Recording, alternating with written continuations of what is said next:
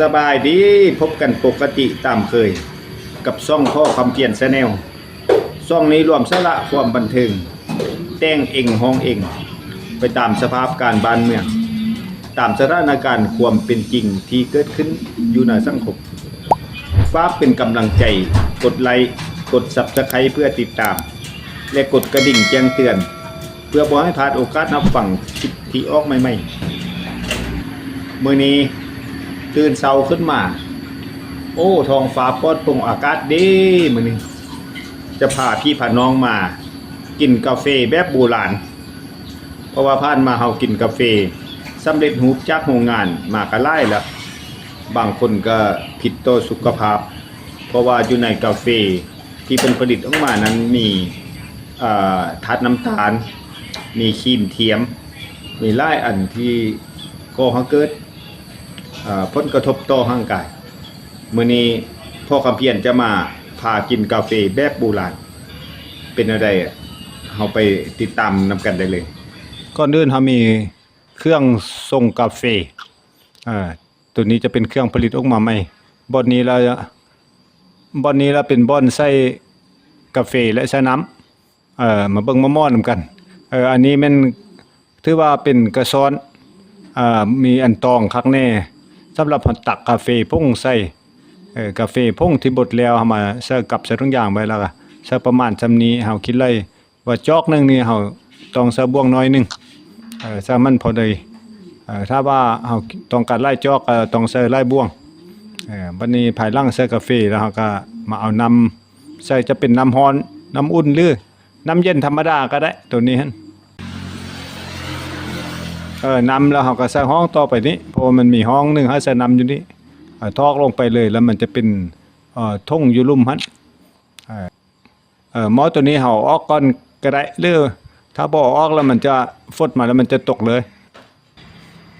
เมื่อเฮาเอากาแฟใส่เอาน้ำใส่ครบหมดแล้วเฮาก็มาเปิดสวิตช์อยู่ลุ่มบนนี้นี่แหละบัดนั้นแล้วเฮาก็รอฟังเบิ่งบนช่องว่างตัวนี้เมื่อนำฮอนนำฟดมาแล้วมันจะมีอ้ายออกมาทางนี้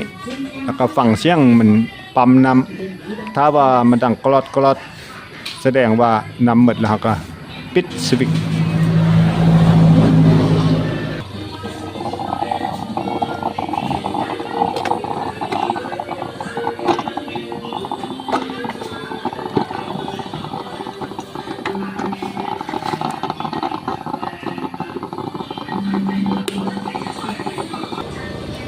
แล้วก็นำโทตรงกาแฟเขาสนานแล้วมันจะหลงแบบอัตโนมัติเพราะมันจะมีลีนอยู่ในหั่นแล้วกาแฟที่เราใส่ไปจากจอกมันจะลงมัดเราจะนำไปจากจอกหรือว่าเราต้องการกาแฟจากจอกมันจะมีเลขบอกอยู่นี่2จอก3จอก4จอก5จอกเนาะเมื่อมันย่อยมัดแล้วเราก็เอามาลินใส่จอก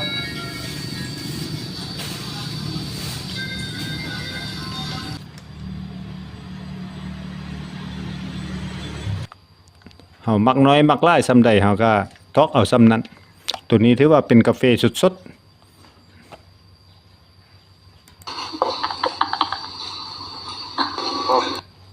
เพราะว่ากาแฟดำสดๆนี้มันดีต่อสุขภาพหลายอย่างตามการวิจัยของแพทย์หมอรสชาติมันก็จะออกคมๆหอมๆกินกาแฟเบื้องต้นเฮาก็จะบ่ลืมปานใดผู้บ่เคยกินก็ว่าบ่แซ่บมันขมแต่เมื่อเฮากินไปดนๆแล้วมันจะแซ่บค่อยกินค่อยฟังไปมันจะซุ้มคอคือสภากาแฟนี่ก็ดื่มไปแด่ลมกันไปนำเนาะมันบ่แม่นเฮาสิกินถ้ามันหมดบัดเดียวมันก็บ่แซ่บค่อยจิบไปลมกันไปมันจะแซ่บบางคนบ่มักกาแฟดำก็ใส่นมก็ได้เนาะเฮาก็สิได้กินทดลองใส่กาแฟนมมาเบิ่งการตีกาแฟนมนี่เฮาก็สิกะเจียมนมใส่จอกก่อนในประมาณปริมาณพอ2-3 บ้วงกาแฟหลังจากนั้นเฮาก็เอากาแฟดำที่เฮาส่งแล้ว เอ่อมาทอกใส่ตามปริมาณที่เราต้องการจะกินบ่ให้มันหลายเกินไปแล้วบ่น้อยเกินไปเนาะคันน้อยเกินไปมันก็สิหวานโพดคันว่าหลายใส่กาแฟหลายมันก็สิบ่หวานปานใดเมื่อเราใส่ครบไปแล้วเราก็เอาบ้วงกาแฟมาตีให้มันเข้ากันอาจจะละเอียดเบิดแล้วก็ยกดื่มกินกับข้าวจีกินกับข้าวนม ตามที่เฮามักได้สบาย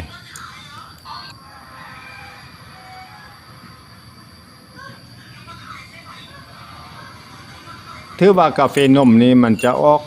รสชาติแซ่บกว่ากาแฟดำจึงกายกโปรให้เลยเหมาะกับทุกเพศทุกวัยกินได้ทั้งเด็กน้อยและผู้ใหญ่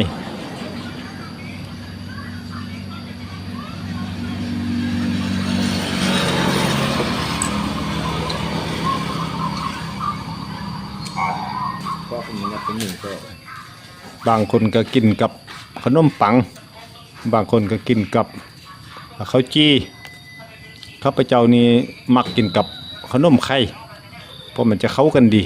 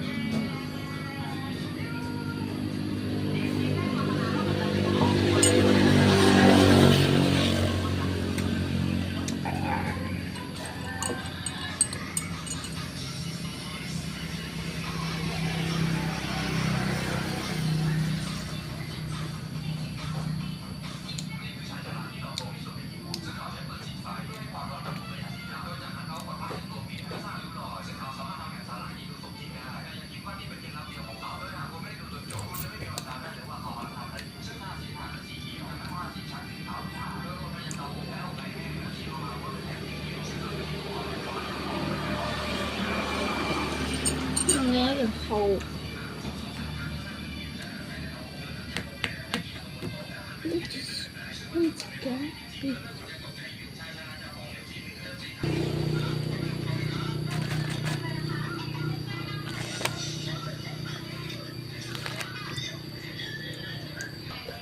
เมื่อเรากินกาแฟไปเป็นที่เรียบร้อยแล้วเราก็มาส่งน้ำชาเราก็มาส่งน้ำชาฮ้อนๆลมกันไปดื่มกันไปน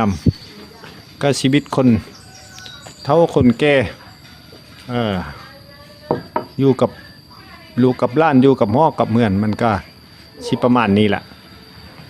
ผู้ใดมักดื่มน้ำชากาแฟเชิญมาทางนี้เลยเด้อยินดีต้อนรับบ่ว่าจะเป็นกาแฟดำกาแฟนมน้ำชาพิเศษแม่นมีเหล้าดองยาเซาจอกแหล่งจอกเหมาะสำหรับคนแก่วัยชราเอาข้อขอบขอบใจนำทุกคนทุกท่านที่ให้กำลังใจติดตามจนสุดกกสุดปลายข้อขอบใจ